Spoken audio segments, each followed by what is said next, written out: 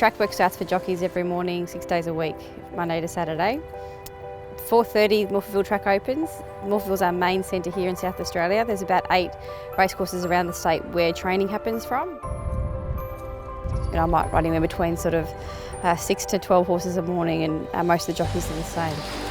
The work ethic on anyone in the racing industry, especially in South Australia, is enormous, and it has to be. You've got to be able to work hard to be in this industry and work even harder to be successful. We can sit here and tell you what it's all about, but until you experience it, you don't really know.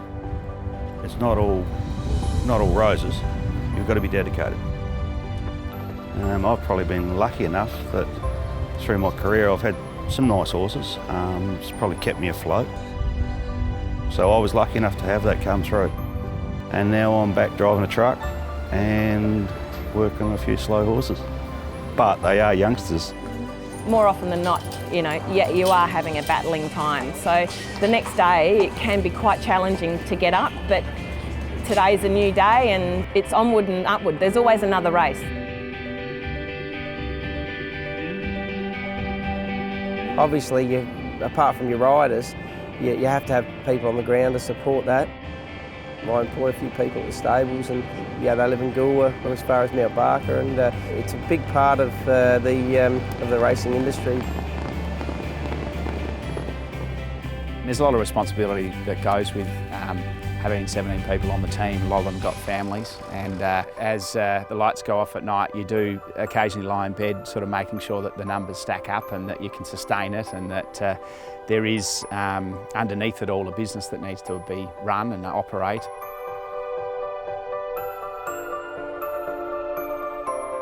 The role of racing in the country towns, it basically touches every corner of the whole district. It affects the economy in a huge, huge way. Whether it's the main street traders with fashions, whether it's the fodder stores with feed, and of course they've got to get that from somewhere, so that comes from the farmers who grow it. Then we've got people that make saddles, we've got taxis that drive people to the races, just about anything that you think about involved in race day, whether it be country or city, it affects someone. Someone gets a rub off out of it somewhere. We like to support the local economy as much as what our local horse trainers will support us. The South Australian economy will definitely be well helped by the horse trainers here. It's based in Morphettville, but also across South Australia. It's a massive market, obviously, and it employs a lot of people. I remember in the 80s, this was the breeding mecca in Australia. This was better than the Hunter Valley. We bred beautiful horses out of South Australia. If you look at Bart Cummings, Colin Hayes, John Hawkes, the famous trainers who have had to move interstate, not because they don't like Adelaide, it's because they had to move for their businesses. We can breed good trainers, good horses, we can get it back going again, and there's enough passion around in the game in South Australia to get it right, but we need help. We can't do it on our own, and we need government support.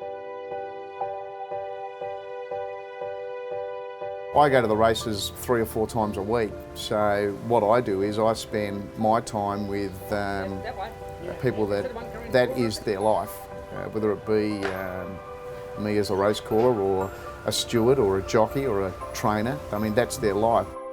Race day in a country meeting can be a really long day. For example, Mount Gambier on a Sunday, you're up on the road, it's a 5-hour drive. You have to be at the races an hour before the first race. You're there all day. You might sort of have 4 or 5 rides and run down the track, and then you get home, 5 hours home at 10 o'clock at night, and then you've got to get up the next morning again at 4 o'clock when the alarm goes off to start it all over again. I normally get to the races around about 2 hours before races start. Once the racing starts, I probably be at the barrier watching the starts, making sure if something goes wrong that I'm there to offer advice to the stewards as to whether that horse can run or not. Then I'll be involved in drug sampling during the day, involved in looking at horses that don't perform up to scratch, and you see all sorts of emotions from all sorts of people, and it's a just great community to work with. Generally, the whole lot is run by volunteers. We all get in, pitch in, and we get a lot of people from just outside the committee itself pitch in and help because they know how valuable it is for race day to be a great day.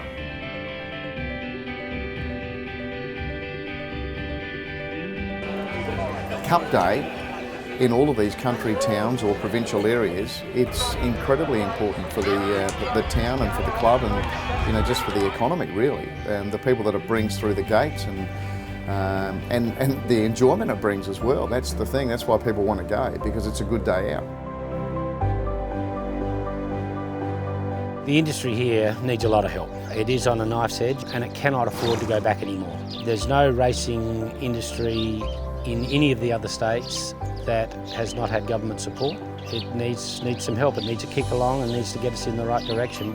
We only have to look across our borders to see how racing is sort of nurtured and looked after and thought about by the governments. They fully realise in those states exactly what it means to them, and it means heaps to us here too. My grandfather always said that the future belongs to those who plan for it, and we've got to be a pretty glass half full, I think, in our industry. There's upside. I think there's opportunity. We don't have to be defeatist about where we are as an industry, where we are as a state. Some of the best horse people in Australia come from South Australia. If we are the best at what we do in SA, we can be the best at what we do in Australia and in the world. So I think that's where we've got to focus on, is where we want to go. We want to reverse engineer our business, our industry, and say, let's just go for it. But we've got to do it cooperatively and with the help of a lot of people, and I'm confident that we can get there.